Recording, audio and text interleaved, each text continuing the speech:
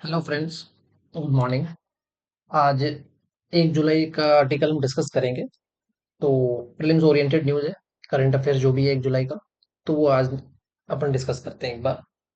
तो सबसे पहला जो आर्टिकल है वो बेसिकली यूनिकॉर्न इंडेक्स के बारे में है। एक इंडेक्स है जो कि रिलीज किया है हुरून रिसर्च इंस्टीट्यूट में, एचआरआई बोलते हैं इसको, ठीक है ना। ग्लोबल यूनिकॉर्न इंडेक्स रिलीज किया है किसने?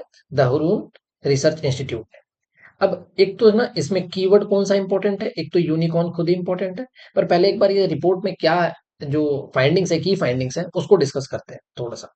तो इसका कहना है कि जो ना 1523 प्राइवेटली हेल्ड स्टार्टअप्स हैं और उनकी सबकी वैल्यू जो है $1 बिलियन से ज्यादा है सबकी, ठीक है ना। तो एक्चुअली जो यूनिकॉर्न्स है ना, इनको जो बेसिकली इसका जो डेफिनेशन है ना यूनिकॉर्न का, कि they are simply referred as a privately held startup company with a valuation of over $1 billion. तो ध्यान रखना, वैल्यूएशन की बात हो रही है इसमें, ठीक है ना। और प्राइवेटली हेल्ड स्टार्टअप कंपनी जिसकी वैल्यूएशन कितनी हो, $1 बिलियन से ज्यादा, तो उस कंपनी को अपन यूनिकॉर्न बोलते हैं। ये ना प्रीवियस ईयर क्वेश्चंस में भी आ रखा है, यूपीएससी के कुछ अलाइड एग्जाम्स होते हैं, ठीक है ना। जैसे ईपीएफओ का एग्जाम लिया था यूपीएससी ने, तो उसमें ये क्वेश्चन पूछ रखा था यूनिकॉर्न का डेफिनेशन। और भी कुछ स्टेट पीसीएस के क्वेश्चंस हैं प्रीवियस ईयर क्वेश्चंस में, तो वहां पे भी यूनिकॉर्न के रिगार्डिंग क्वेश्चन आ चुका है। जीपीएससी में भी आया था ये क्वेश्चन यूनिकॉर्न का, ठीक है ना। तो और क्या क्या रिपोर्ट जो फाइंडिंग्स हैं इस रिपोर्ट की, वो आई तो ऐसे रखा कि मतलब 1523 जो है प्राइवेटली हेल्ड स्टार्टअप्स हैं जिनकी वैल्यू $1 बिलियन से ज्यादा है। 10 कंट्री जो है ना जिनके पास सबसे ज्यादा यूनिकॉर्न है, उनमें सबसे टॉप पे है अमेरिका। अमेरिका के पास 758 यूनिकॉर्न्स है, ठीक है ना। और दुनिया में जो 10 मोस्ट वैल्यूएबल यूनिकॉर्न्स है ना, आउट ऑफ 10 6 जो कंपनी है वो अमेरिकन यूएस की कंपनी है, ठीक है। तो अब जो सैन फ्रांसिस्को है वहां पे भी ये सिटी, इसको यूनिकॉर्न कैपिटल बोला जाता है। 200 ऑलमोस्ट 199 प्रिसाइजली इतने यूनिकॉर्न सैन फ्रांसिस्को में है out of 758। China second number पे है, 340 यूनिकॉर्न है, ठीक है ना। और जो इनके हब्स हैं जैसे बीजिंग हो गया, शंघाई हो गया, शेंजन हो गया, ठीक है ना। तो यहाँ पे चाइना जो है, चाइना का जो जो एक्चुअली जो कंसंट्रेटेड है ना जिस एरियाज में, वो ये 3 एरियाज हैं, ठीक है ना। तो टॉप 10 में हमने बात की कि 6 तो किसके हो गए, 6 हो गया आपके यूनाइटेड स्टेट्स के, और 3 चाइनीज कंपनी है, ठीक है ना। अब अगर आप देखो इंडिया, तो इंडिया का ना थर्ड स्पॉट है, इंडिया तीसरे नंबर पे, और इंडिया के पास टोटल 64 यूनिकॉर्न्स हैं, जिसमें बैंगलोर जो है 7वें नंबर पे अगर सिटीज वाइज देखें तो। फिर मुंबई और ग्लोबली रैंक करता है 22, फिर गुरुग्राम, ठीक है। अब इंडिया के अंदर देखो तो जेरोडा जेरोधा हो गया, ठीक है ना। जेरोधा के बाद ड्रीम 11, रिजर्व पे, ये तीन जो है इंडिया की सबसे जो मोस्ट नोटेबल यूनिकॉर्न्स है। और जो टॉप 10 में कंट्री आप देखो तो यूके है, जर्मनी है, France, Canada, Israel, south Korea, Singapore. Done. और ये जो टर्म है ना यूनिकॉर्न, इसको क्वाइन अमेरिकन वेंचर कैपिटलिस्ट थे एलियन ली, इन्होंने 2013 में इस टर्म को क्वाइन किया था। तो इंपॉर्टेंट क्या है, डेफिनेशन। और ये जो फैक्ट्स है ना, की फाइंडिंग्स, ये आपके मेंस पॉइंट ऑफ व्यू से ज्यादा इंपॉर्टेंट है। बस आपको ये किसने निकाला था, तो एचआरआई, एक ये आपको पता होना चाहिए कि ग्लोबल जो है यूनिकॉर्न इंडेक्स रिलीज किसने किया है। तो चलते हैं नेक्स्ट आर्टिकल पे। नेक्स्ट आर्टिकल क्या है, civil registration and vital statistics. अब देखो पहले ना एक वर्ड समझाता हूँ, ये जो वाइटल स्टैटिस्टिक्स है ना, रजिस्ट्रेशन तो चलो ठीक है, हमारे पास कोई भी चीज होती है उसका उसका उसको हम रजिस्टर करते हैं, मतलब काइंड ऑफ हम अपनी एंट्री करा रहे हैं। अगर आप लेमन टर्म में समझो ना, तो बस उसको रजिस्टर करना मतलब उसके बारे में जो बेसिक इंफॉर्मेशन है उसको हम ऑन रिकॉर्ड रख रहे हैं। तो ये तो हो गया रजिस्ट्रेशन। और रजिस्ट्रेशन किन स्टैट्स की बात कर रहा है, वाइटल। तो ये जो वाइटल स्टैट्स है ना बेसिकली, ठीक है ना, ये वाइटल रिकॉर्ड्स क्या होते हैं। तो ये वाइटल जो हमारी लाइफ के कुछ वाइटल इवेंट्स होते हैं, ठीक है ना, जो बहुत ज्यादा इंपॉर्टेंट है किसी भी आदमी के लिए, वो कौन से हैं, वो हमारा डेथ हो गया, ठीक है ना, बर्थ हो गया, ठीक है ना, उसके बाद मैरिज, डिवोर्स, ठीक है ना, या डेथ है तो डेथ के रीजंस क्या है, कॉज क्या है, ठीक है ना। सो ये सारे वाइटल इवेंट्स हैं। तो अभी ये न्यूज में क्यों है, क्योंकि देखो गवर्नमेंट जो है ना एशिया पैसिफिक में, उसने एक डिक्लेरेशन साइन किया है। अभी थर्ड मिनिस्टेरियल कॉन्फ्रेंस हुआ है सीआरबीएस का। सीआरबीएस इसी को बोलते हैं, civil registration and vital statistics. तो इसकी तीसरी मिनिस्टेरियल कॉन्फ्रेंस हुई है, कहाँ पे, बैंकॉक में, ठीक है ना। और उन्होंने जो सीआरबीएस जो बैंकॉक में हुआ है, वहां पे ये किया गया है कि भाई दुनिया के अंदर, पर्टिकुलरली एशिया पैसिफिक रीजन की हम बात कर रहे हैं अभी, तो यूनिवर्सल बर्थ और डेथ रजिस्ट्रेशन जो है 2030 तक हमें करना है। मतलब हर आदमी की बर्थ की एंट्री होगी, रजिस्टर होगा, और डेथ जो है वो भी रजिस्टर की जाएगी, ठीक है ना।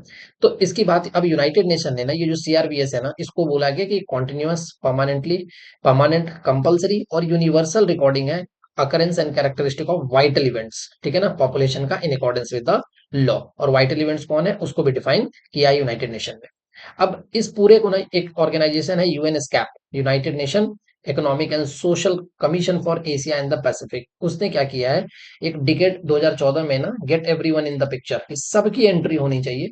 तो इसको ना 2014 में इसको सीआरबीएस डिकेट जो है, जो जो डिक्लेयर किया गया था, तो एक ना पब्लिकेशन रिलीज किया है। अब इस कॉन्टेक्स्ट में अगर आप देखो तो इंडिया का सीआरबीएस सिस्टम भी समझना है कि इंडिया में इस प्रोसेस को लीड कौन कर रहा है। तो एक तो बट ऑब्वियस है रजिस्ट्रार जनरल, जिनके पास एंट्री, और सेंसस कमिश्नर, ये इस प्रोसेस को लीड कर रहे हैं।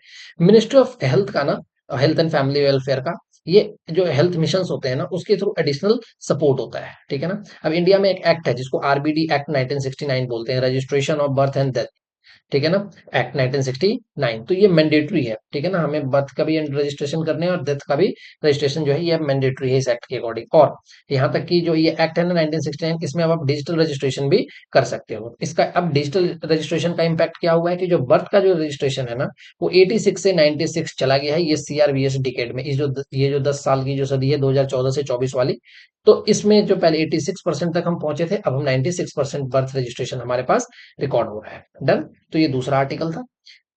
तीसरा जो आर्टिकल है अदम्य के बारे में है, ठीक है ना। अब अदम्य क्या है, ये एक फास्ट पेट्रोल वेसल है, ठीक है ना, फास्ट पेट्रोल वेसल, ठीक है ना। अब ये पेट्रोलिंग के काम आता है, मतलब काइंड ऑफ अगर आप देखो तो कोस्टल सर्वेलेंस हो गया, जो भी समुद्री जहाज, मतलब सॉरी जो मैरिटाइम आपके जो शिप्स हैं वो सारे उस पूरे रीजन में कोस्टल सर्वेलेंस के लिए, सर्च एंड रेस्क्यू ऑपरेशंस में, और इंडिया की जो एक्सक्लूसिव इकोनॉमिक जोन है उसको प्रोटेक्ट करने के लिए, मैरिटाइम लॉ एनफोर्समेंट के लिए, तो उसमें क्या है, ये काइंड ऑफ एक तरीके से बहुत फास्ट पेट्रोल वेसल है, तो मतलब स्विफ्ट एक्शन लेगा, बहुत जल्दी कहीं भी पहुंच सकता है। तो इसको किसने कहाँ पे इसको इंडक्ट किया गया है, तो इंडियन कोस्ट गार्ड ने इसको इंडक्ट किया है गोवा में, ठीक है ना। और इसको डिजाइन किसने किया और बनाया किसने है, तो गोवा शिपयार्ड लिमिटेड जीएसएल ने, ठीक है ना। और ये जो पार्ट है, 8 हमें ऐसे फास्ट पेट्रोल वेसल जो है बनाने हैं, तो 8 एफबीपी प्रोजेक्ट का ये पार्ट है। डन। अब अगर आप देखो इसमें, तो इसमें जो ना जो गियर बॉक्सेज है ना, वो इंडिया ने खुद बनाए हैं, लोकली, ठीक है ना, या इसको इंडिजीनियस बोलते हैं, सो इंडिजीनियसली डेवलप्ड गियर बॉक्सेज है। डन। अब इसमें 3 चीजें हैं, एक तो ब्रिज सिस्टम है इंटीग्रेटेड किया गया इसके साथ, दूसरी बात इंटीग्रेटेड प्लेटफॉर्म मैनेजमेंट सिस्टम है, और ऑटोमेटेड पावर मैनेजमेंट सिस्टम है, ठीक है ना। तो ये 3 इक्विपमेंट इस वेसल के साथ इक्विप्ड है। तो इसमें इंपॉर्टेंट क्या है कि फास्ट पेट्रोल वेसल का नाम क्या है, अदम्य। तो ये या तो ये पूछ सकती है एग्जामिनेशन जो है बोर्ड है वो आपसे एग्जाम में पूछ सकती है अदम्य क्या है, तो ये एफपीवी है। डन। कहाँ किसने इंडक्ट किया है, तो आईसीजी ने, इंडियन कोस्ट गार्ड ने, ठीक है ना, कहाँ पे, गोवा में, ठीक है ना। और किस प्रोजेक्ट बनाया किसने है, तो गोवा शिपयार्ड लिमिटेड, और किस प्रोजेक्ट का पार्ट है, तो ये एफपीवी का पार्ट है। क्या इंडिया के पास कैपेबिलिटी है गियर बॉक्सेस बनाने की, तो जी हाँ, तो ये हमने सबसे पहले यहाँ बनाया है। डन। चलो नेक्स्ट आर्टिकल पे चलते हैं। नेक्स्ट आर्टिकल है माँ जानकी टेम्पल। बिहार में ना अभी देखो इलेक्शंस होने वाले हैं, ठीक है ना। तो अभी अगर आप देखो तो हम ऐसे, हालांकि हम पॉलिटिकल डिबेट में तो हमें नहीं जाना चाहिए, लेकिन फिर भी जब कभी भी आजकल देखो रिलीजियस एंगल जो है ना, वो हर इलेक्शन में कहीं ना कहीं से वो इमोशंस को, या इंडिया की बात नहीं हो, अक्रॉस द ग्लोब आप देखते हो, तो आजकल राइट विंग जो पॉलिटिक्स है ना वो थोड़ा बहुत तो एक्टिव है, ठीक है ना। तो उसमें क्या है, आपको देखने को मिलेगा कि कल्चर वाला साइड ना वो सामने वो लेके आते हैं, ठीक है ना, हमेशा, ठीक है ना। बुराई इसमें कुछ भी नहीं है, कुछ गलत भी नहीं है, ठीक है ना। तो अगर आप देखो तो अभी माँ जानकी टेम्पल, बिहार गवर्नमेंट ने एक नोटिफिकेशन इशू किया है कि 9 मेंबर का ना ट्रस्ट बनाया जाएगा, ताकि एक ग्रैंड टेम्पल बनाया जा सके माँ जानकी की। माँ जानकी का बेसिकली ये सीता माता है। सीता माता कौन हो गई हमारी, माँ जानकी, राम जी की वाइफ, ठीक है ना। तो राम वाइफ, ठीक है ना। तो उनके लिए ना एक डेडिकेटेड मंदिर बनाया जाएगा, ठीक है ना। कहाँ पे बनाया जाएगा, तो बिहार में एक डिस्ट्रिक्ट है सीतामढ़ी, वहां पे सीतामढ़ी में ही एक जगह है जिसको पुनौरा बोलते हैं, पुनौरा धाम, ठीक है ना। तो यहाँ पे माना जाता है कि पुनौरा धाम ना ये बर्थ प्लेस है माँ जानकी की। एक्चुअली देखो जानकी माता सीता के ना बर्थ के 2 स्टोरीज हैं फ्रॉम, ठीक है ना। एक तो ये है कि इनका जन्म ना हुआ नहीं था, वोम से नहीं हुआ था, तो मटके से हुआ था। कहाँ पे, जब राजा जनक जो है वो हल चला रहे थे, खेत को जोत रहे थे, और एक ना हलेश्वर स्थान मंदिर है, वहां से उन्होंने खेत जोतना स्टार्ट किया था। और ये पुनौरा धाम तक जब पहुंचे थे, पुनौरा धाम में यहाँ पे, तो वहां पे एक मटके से टकराया था उनका हल, और यहाँ से जो है ना माँ जानकी जो है, जो सीता माता है, तो उनका बर्थ हुआ था। तो एक तो ये स्टोरी है, और दूसरा ये है कि जनक जो है बस सीतामढ़ी से ना हार्डली 30 40 50 किलोमीटर की दूर पे नेपाल में एक जगह है जिसको जनकपुर बोलते हैं। राजा जनक जनकपुर के ही राजा थे, ठीक है ना, जनकपुर एरिया के। तो जनकपुर में उनका जन्म हुआ है। लेकिन जो जो मेन स्टोरी है ना वो ये वाली है। तो इसको ध्यान में रखते हुए राम जन्मभूमि मंदिर के सिमिलर, ठीक है ना, जैसे राम जन्मभूमि मंदिर बनी अयोध्या में, तो सीतामढ़ी में भी माँ जानकी की वैसे ही सेम सिमिलर लाइन पे एक टेम्पल बनाया जाएगा। ठीक है ना। तो मैंने बताया कि माँ जानकी को गॉडेस सीता भी बोलते हैं, लॉर्ड राम की कॉन्सर्ट है, ठीक है ना, और रामायण की सेंट्रल फीमेल कैरेक्टर है, ठीक है ना। माता लक्ष्मी का इनको अवतार माना जाता है, डन। और ये मैंने बताया इनको भूमि देवी भी कहा जाता है, ठीक है ना, और इसलिए इनका एक और नाम है भूमिजा या अयोनिजा, ठीक है ना, कि जो मतलब किसी वूम से जिनका जन्म नहीं हुआ है, और भूमिजा मतलब daughter of the earth, done. चलो नेक्स्ट आर्टिकल पे चलते हैं। अभी ना 27 तारीख को, फ्राइडे पॉसिबली, ठीक है ना, फ्राइडे को भगवान जो जगन्नाथ है उनकी रथ यात्रा जो है वो निकली है, ठीक है ना। देखो हमारे बेसिकली ना चार धाम है, ठीक है ना, अगर आप देखो तो यहाँ बद्रीनाथ हो गया, साउथ में रामेश्वरम हो गया, इधर अपने द्वारिका हो गया, और यहाँ पे जगन्नाथ पुरी हो गया, ठीक है ना, जगन्नाथ पुरी। तो जगन्नाथ पुरी में ना भगवान की रथ यात्रा निकली, ठीक है ना। अब रथ यात्रा जो निकलती है ना, तो रथ यात्रा के बारे में अब देखो, ये रथ यात्रा बेसिकली अभी 27 तारीख को निकली थी, ठीक है ना, 27 को। तो हिंदू माइथोलॉजी कहती है कि भगवान जगन्नाथ, ठीक है ना, उनके भाई बालभद्र और देवी सुभद्रा सिस्टर, ठीक है ना, ये लोग क्या करते हैं, ये बेसिकली से उनकी बहन हो गई सुभद्रा, भाई हो गए उनके बालभद्र, ठीक है ना। तो ये गुंडीचा जाते हैं, ठीक है ना, गुंडीचा उनका बर्थ प्लेस है, ठीक है ना। तो अपने बर्थ प्लेस में वो जाते हैं और वहां पे वो रहते हैं, ठीक है ना। इस बार 5 जुलाई को वो वहां पे रहेंगे, ठीक है ना, बहुदा यात्रा, ठीक है ना। तो बहुदा यात्रा बेसिकली अगर आप देखो तो रिटर्न जर्नी को बोलते हैं, तो 5 जुलाई को वो रिटर्न आएंगे, डन। तो ये जो रिटर्न जर्नी है ना, ये आषाढ़ मास के 10वीं के दिन होती है, शुक्ल 10वीं के दिन, डन। तो अगर आप देखो तो जो यात्रा है ना, ये जगन्नाथ टेम्पल से निकलती है गुंडीचा टेम्पल तक, और गुंडीचा टेम्पल ना उनकी मौसी का घर भी माना जाता है, ठीक है ना, जिनको माता अर्दासिनी बोलते हैं, ठीक है ना, या उनका निकनेम जो है मौसीमा है, तो उनकी आंट मानी जाती है भगवान जगन्नाथ की, ठीक है ना। तो एक मान्यता है कि भाई अगर आप जो रथ को अगर आप देखते हो तो आपको उस मोक्ष की प्राप्ति होती है, आप अपने सारे पाप से मुक्त हो जाते हो, ठीक है ना। और जो वामदेव संहिता है वो बताते हैं कि जो अगर जो कोई भी भगवान को गुंडीचा के मंदिर में अगर देखते हैं हफ्ते के लिए, तो उनको सीधा सीधा हेवन की जो बैकुंठ है उसकी प्राप्ति होती है। ध्यान देने वाली बात पता है क्या इसमें, अगर इसकी और मान्यता मैं आपको बताऊं, तो इसमें ना जो नॉन हिंदू है ना उनको अलाउ नहीं है, पर फॉरेनर जो है ना वो देख सकते हैं, ठीक है ना। नॉन हिंदू ध्यान रखना अलाउ नहीं है, और फॉरेनर्स देख सकते हैं, लेकिन ठीक है ना। एक और बात अगर आप देखो इसके अंदर, तो भगवान जगन्नाथ ना, मैंने आपको बताया जो लॉर्ड जगन्नाथ है, ये जो मंदिर जो है ये चार धामों में से एक है, और भगवान जगन्नाथ को ना लॉर्ड ऑफ द यूनिवर्स कहा जाता है। जगन्नाथ का जो अगर आप देखोगे ना, इसको अगर आप ब्रेक डाउन करोगे तो जगतनाथ आते हैं, जगत के नाथ, डन। तो उनको कहा जाता है लॉर्ड ऑफ द यूनिवर्स। एक और बात, जो इंग्लिश का एक वर्ड है ना, मैं आपको बताता हूँ, थोड़ा एडिशनल इन्फॉर्मेशन देता हूँ। इंग्लिश का जो वर्ड है ना, जॉगर नॉट, ठीक है ना, जिसका मतलब क्या होता है, जिसका मतलब होता है मैसिव फोर्स, वो कहा जाता है कि यहीं से लिया गया है, ठीक है ना। अब आते हैं कुछ रिचुअल्स जो इस रथ यात्रा के साथ एसोसिएटेड है। पहला है क्या है, छेरा पंधारा, ठीक है ना। तो ये वहां के जो राजा हैं, पुरी के राजा गजपति दिव्या सिंह देव, वो करते हैं, वो क्या करते हैं, गोल्डन झाड़ू से, जो झाड़ू है गोल्डन ब्रूम, उससे जो रथ है उसकी सफाई करते हैं, जो एक मैसेज देता है इक्वलिटी का, ह्यूमिलिटी का। अब देखो ये पूरी जो रथ यात्रा है ना, माना जाता है भगवान अपने स्थान से अपने बर्थ प्लेस आते हैं, मतलब काइंड ऑफ इंक्लूसिविटी है, भगवान अपने भक्तों के बीच में आ रहे हैं, ठीक है ना। तो ये वैसे भी ह्यूमिलिटी का जो है ना और इक्वालिटी को सिंबलाइज करता है। दूसरा मैंने आपको बहुधा यात्रा बताया जो कि रिटर्न जर्नी जर्नी है, तो भगवान जब रिटर्न होते हैं तो मौसी माँ के घर से, तो डिटीज को पोढ़ा पीठा खिलाया जाता है, जिसको राइस केक बोलते हैं। एक है गोल्डन अटायर, सोना भेष, मतलब सोने का भेष, ठीक है ना, गोल्डन अटायर। तो जब बहुधा यात्रा के बाद आते हैं तो उनको गोल्ड क्राउन्स, आर्म्स, लेग्स, ये सब सारे कुछ उनको पहनाए जाते हैं। अब जब घर आते हैं ना तो इसको बोलते हैं नीलाद्री विजय, ठीक है ना, ये 12th डे में होता है, ठीक है ना। और जिस दिन ये होता है उस दिन माना जाता है रथ यात्रा खत्म हो गया, भगवान अपने जो गर्भगृह में है वहां पे पूरे रिचुअल के साथ, पांडे रिचुअल के साथ वहां पे विराजमान होते हैं।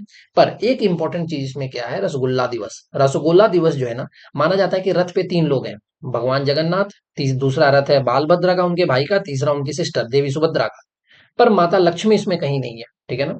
तो माता लक्ष्मी को अपीज करने के लिए कि चलो ठीक है, कोई नहीं, अब तो हो गया आपको, लेकिन नहीं रथ पे आपको नहीं बिठाया रथ पे, तो कोई नहीं, गुस्सा नहीं करना अपने को, तो अपने को क्या करना है, आप खाओ तो रसगुल्ले और आप करो चिल, ठीक। तो रसगुल्ला दिवस इसके लिए हम सेलिब्रेट करते हैं, ठीक है ना। तो अब जगन्नाथ टेम्पल के लिए हमारे पास अगर कुछ इन्फॉर्मेशन मैं आपको और बताऊं एडिशनल, तो ये विष्णु के भगवान के अवतार है, माना जाता है कि ये सीधा विष्णु के फॉर्म ही है पूरी में, ठीक है ना। और जो अभी का जो टेम्पल है ना, इसको किसने बनाया था, तो राजा थे अनंत वर्मन, ठीक है ना। और ये ईस्टर्न गंगा डायनेस्टी के राजा थे, तो अनंत वर्मन ने बनवाया था, ठीक है ना। माता जो सॉरी जो मूर्ति है वो लकड़ी की बनी हुई है, ठीक है ना। और इस को ना जगन्नाथपुरी जो मंदिर है इसको याम्निक तीर्थ बोलते हैं, क्योंकि माना जाता है यहाँ पे यम का भी कोई काम नहीं है, ठीक है ना। यम जिसको बोलते हैं यमराज, जो मृत्यु के देवता है माने जाते हैं, गॉड ऑफ डेथ, तो उनको भी उनकी भी जो पावर है ना उसको नलीफाई कर दी गई है यहाँ पे। और इस टेम्पल को एक और नाम से जाना जाता है, व्हाइट पगोडा।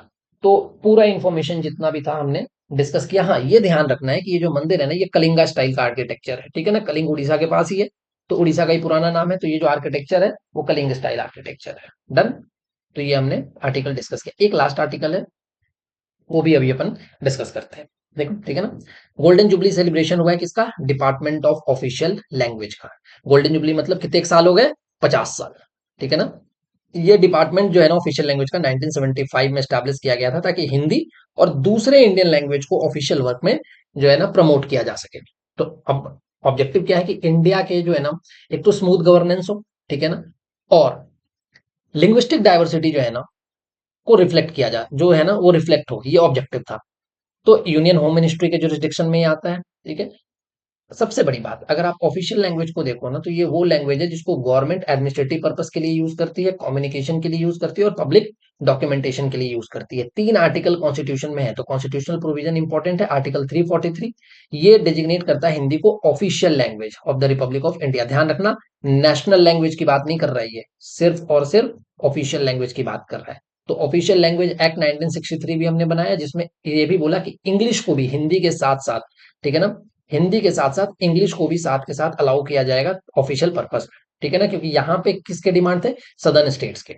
आर्टिकल 345 जो है उसका कहना है कि states in India are free to use their regional language for official administrative purposes. तो ये जो कंट्री की जो डाइवर्सिटी है, लिंग्विस्टिक डाइवर्सिटी, उसको रिफ्लेक्ट कर रहा है आर्टिकल 345, कि स्टेट्स को परमिशन दे दिया, स्टेट को फ्री किया कि आप तो अपनी रीजनल लैंग्वेज में जो उसमें भी आपको कम्युनिकेशन करनी है, जो भी एडमिनिस्ट्रेटिव पर्पस के लिए, ऑफिशियल पर्पस के लिए आपको जो, या पब्लिक डॉक्यूमेंटेशन के लिए जो लैंग्वेज यूज करना है आप उसको यूज कीजिए, ठीक है ना। तो आप फ्री है। और तीसरा आर्टिकल है आर्टिकल 348, ये स्पेसिफाई करता है कि जो लैंग्वेज यूज किया जाता है ना ऑफिशियल प्रोसीडिंग के लिए, सुप्रीम कोर्ट, हाई कोर्ट, और ठीक है ना जो भी बिल्स इंट्रोड्यूस होंगे वो पार्लियामेंट में, वो इंग्लिश में होंगे, ये ध्यान रखना।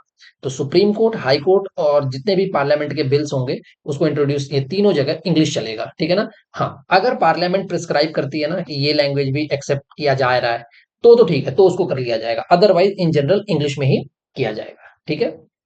अब देखो, 8th शेड्यूल है कॉन्स्टिट्यूशन के अंदर। कॉन्स्टिट्यूशनल प्रोविजन की हम बात करें तो कॉन्स्टिट्यूशन में 8th शेड्यूल भी आता है। तो जो 8th शेड्यूल है ना उसमें 22 लैंग्वेजेज हैं, ठीक है ना, जिसमें सबसे लास्ट की ये 4 लैंग्वेज ऐड किए गए थे, बोडो बोडो संथाली, मैथिली और डोगरी, ठीक है ना। लेकिन अब देखो, ऐसा है कि कोई क्राइट, अब देखो इसमें पूछ सकता है कभी ना क्वेश्चन कि क्या क्राइटेरिया है एक्स वाई जेड, या इस एक्ट के थ्रू कोई क्राइटेरिया नहीं है कि क्या इनकॉर्पोरेट कैसे किया जाएगा 8th शेड्यूल में। आज तक हमने सीधा सीधा कर दिया कि ये हमारे 8th शेड्यूल के लैंग्वेजेज हैं, ऑफिशियल लैंग्वेजेज इंडिया, ठीक है ना। ये कौन से हैं? 22 लैंग्वेज, ठीक। दूसरी बात, सेंट्रल गवर्नमेंट में हिंदी को प्राइमरी ऑफिशियल लैंग्वेज माना जाता है, ठीक है ना। अब गवर्नमेंट ने कुछ इनिशिएटिव भी लिए हैं, जैसे एक भारत श्रेष्ठ भारत हो गया, भाषा संगम कराया जाता है, हिंदी शब्द सिंधु, भारतीय भाषा अनुभाग भी है, ठीक है ना। न्यू एजुकेशन पॉलिसी में क्या किया गया कि 5th से 8th तक मदर टंग लैंग्वेज में भी आप एजुकेशन ले सकते हो, जो भी आपकी मदर टंग है। तो इससे इंडिया के कल्चरल रूट को जो है ना आप बहुत ज्यादा स्ट्रेंथन करोगे, और लैंग्वेज डेवलपमेंट के ऊपर भी देखो जो है ना काम किया जाएगा। पर एक चीज तो सबसे इंपॉर्टेंट ध्यान रखनी है, वो है क्लासिकल लैंग्वेजेस, ठीक है ना। तो क्लासिकल लैंग्वेजेस पहले ना हमारे पास 6 थे। कौन कौन से? ये देखो यहाँ से, संस्कृत था, तमिल, तेलुगु, कन्नड़ा, मलयालम और उड़िया। रिसेंटली किसको किसको ऐड किया गया है? मराठी, पाली, प्राकृत, असमीज एंड बंगाली। तो ये 11 लैंग्वेज जो है ये क्लासिकल लैंग्वेज है। तो ध्यान रखना, शेड्यूल लैंग्वेज हमारे पास टोटल 22 है, जिसमें जो लेटेस्ट जो एडिशन था इनकॉर्पोरेशन, बोडो, संथाली, मैथिली और डोगरी। और क्लासिकल लैंग्वेज में हमारे पास जो थे वो 6 थे, और उसमें मराठी, पाली, प्राकृत, असमीज और बंगाली, ये रिसेंट एडिशन है। डन। तो ये पूरा आर्टिकल था, ये हमने डिस्कस किया। और आप एक बार इसको रिवाइज करना सारे आर्टिकल देखने के बाद, और अपने नोट मेकिंग में ना एक एक पॉइंट्स को ना, अगर कई बार कुछ पॉइंट स्किप हो जाता है तो उसको आप मैं ना मेंशन करना, क्योंकि कई बार क्या होता है वो किस पॉइंट से किसी भी एक टॉपिक से वो क्वेश्चन पूछ सकते हैं। तो अगर आपका करंट अफेयर्स पे कमांड हो रहा है ना, तो इसका मतलब आपके पास जो ऑब्जेक्टिव जो प्री के एग्जाम्स है ना उसमें एलिमिनेशन टेक्निक आप उतना ज्यादा मजबूत करते जा रहे हो, ठीक है। और प्रैक्टिस करनी है पीवाई की, ज्यादा से पीवाई की को आप ज्यादा से ज्यादा प्रैक्टिस करो। तो thank you very much for watching.